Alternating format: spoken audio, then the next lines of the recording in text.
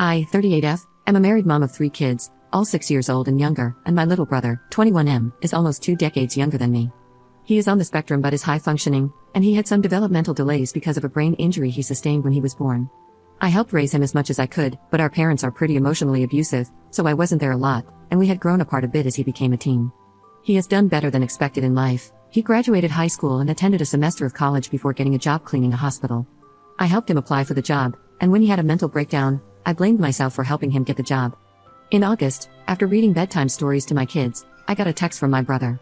He came over and said he went to the desert to pew himself but chickened out. I made him dinner and took him to a crisis center.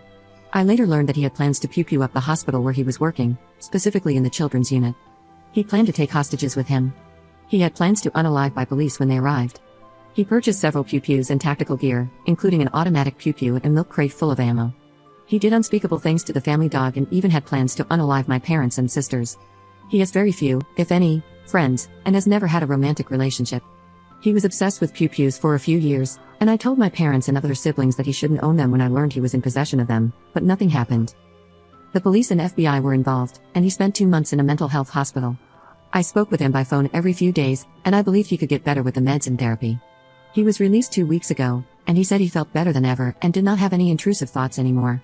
He got on a dating app, was applying for jobs, and moved back in with our parents and was spending quality time with them.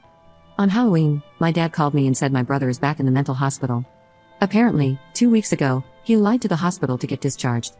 He had active plans to harm my parents. He bought a huge axe, a Halloween mask, and gloves.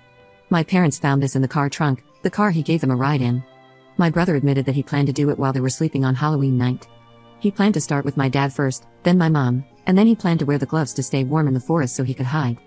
My dad called the FBI agent to come and collect all the stuff they found in the trunk. I'm utterly horrified. My brother called a couple of times from the hospital, and he says he's ashamed and admitted to all of it. He says they will likely keep him for a bit, but he's already trying to figure out college and work, and a living situation after release. I'm not a pew person, but should I get one just to be safe? Should we get home security? I feel like my brother will try to hurt us, and I want to do my best to protect ourselves. Update 1. I posted about my brother on this subreddit 3 months ago and got great advice. Unfortunately, we're still dealing with it and it got worse. The prosecutor, both state and federal, wouldn't charge him. Buying pews, an axe, and having thoughts about hurting people is not a crime, they told us. My dad got a protection order against him, and plans to pew my brother on sight if he comes near his house, but my mom doesn't want that to happen and is convinced she can fix him. My sisters and I are begging them to move, but they are refusing. My sisters are in college and far from his reach. I spoke with him by phone every few days, not revealing details about my life, but hoping that keeping contact could provide some safety for me and my kids. I helped raise him. I changed his diapers when he was a baby. He is my little brother, and I felt scared that cutting contact completely would put us on his deletion list. At this point, he hadn't said we were a target. He asked if he could live with me, my husband, and my kids upon discharge, but I told him no. I had to think of my kids. He said he understood, and he said his Prozac and antipsychotic meds were helping. He told me about his friends at the hospital, his art, books, etc. I tried to be supportive of his therapy, and I encouraged him to keep taking his meds and being honest with his doctors. He called me from the hospital on Monday multiple times. I was at work seeing patients, so I couldn't talk. When I finally picked up, he said he regrets not pewing up the hospital.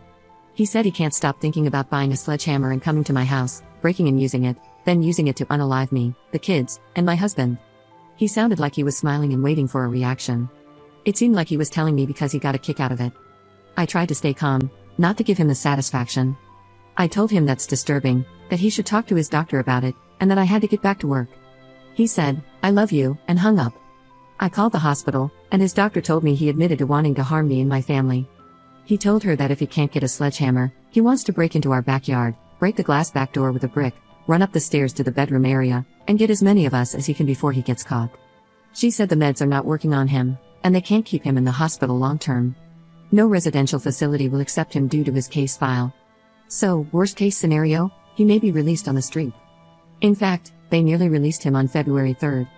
I called the police and pressed charges, and I'm still waiting to hear if the prosecutor will accept. I went to court today and got a protection order for myself and the kids, but I couldn't file for my husband. I told my parents, sisters, school, and my employer.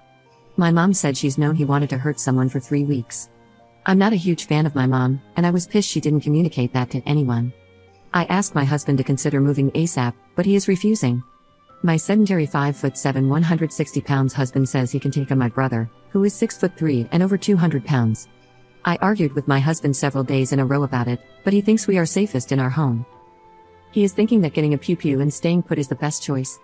He says the security system he bought months ago but hasn't installed yet will alert the police, and they'd be here in 10 minutes to help. He says he would wake up from the sound of glass breaking and either take on my brother or push heavy furniture to block the stairs. I worry he isn't taking this seriously. I'm pushing forward with moving. I set up a visit with the bank to see if we can sell the house and buy a new one, and I am contacting a lawyer to set up a trust so I can pay bills and purchase the new home under the trust. This means it is more difficult to find our address online. My husband refuses to talk about it or engage, and he's not helping make any arrangement, saying it stresses him out too much. I told him that once I hear that my brother is released from the hospital, I'm grabbing my bags and the kids and leaving. He can stay in his house and fight my brother. I can't control what my husband does, but I feel that I can't risk it. My kids are too precious. I don't want my husband to be at risk, but I'm exhausted from trying to convince him we need to move. We are not safe in our house. Update 2. We are going through a challenging season of life. My brother threatened to unalive all of us. We are safe for now, but I know he will try to hurt us if he gets out of the mental hospital. My husband wanted to stay and fight my brother if he comes to harm us. I argued and begged my husband to leave the state to protect our 3 young children. I lost my mind and had a panic attack and threatened divorce if he insists on staying in our house to fight my enormous brother to protect us. He agreed to move, but very begrudgingly. He tells me daily that I'm ruining everyone's lives, our children's, his, and that I'm moving us all to bring myself comfort. Regardless, our move is set. I've been looking at houses, found a real estate agent, arranged a meeting with the bank, applied for and accepted a job in the new state while constantly trying to get his feedback. I'm working full-time and dealing with police and court, and trying to get a new license to practice in the new state. He is hurt, though, and he's pissed that I'm making him move, doesn't feel like we're in danger, and genuinely feels like I'm ruining our life. Tonight, I was looking at houses in the area we are moving to, and I sent him a few. He said he wants a house under $1 million, with at least half an acre, more than a 3,000 square foot lot, with 5+ bedrooms, and newer than 2,000. He sent me a picture of a house he liked and said he would buy it now. It was falling apart, in the middle of a muddy lot, filthy, very far from work, and part of a wall was collapsed. I said that we should consider a lot less than half an acre, that there are great homes, but we would have to compromise. There are homes that fit his dream, but they're more expensive than our budget. He then asked in a condescending tone, "You do know how mortgages work, right?" I said no, because I've never bought a house before. I tried to read up about mortgages, but I am honestly having a tough time. It isn't my strong suit. I said we should rent for a while and save, and he said, "Well, we don't have a choice," in a snarky tone. I wished he would have said something simple like, "Yeah, I agree," or, "Yeah, I think so." Why can't you just be kind? I started crying and left. We've been together for 12 years, and I love our kids, and I love him, but he always does this, and my brother threatening our lives just messed up our already strained relationship. I feel so sad and defeated.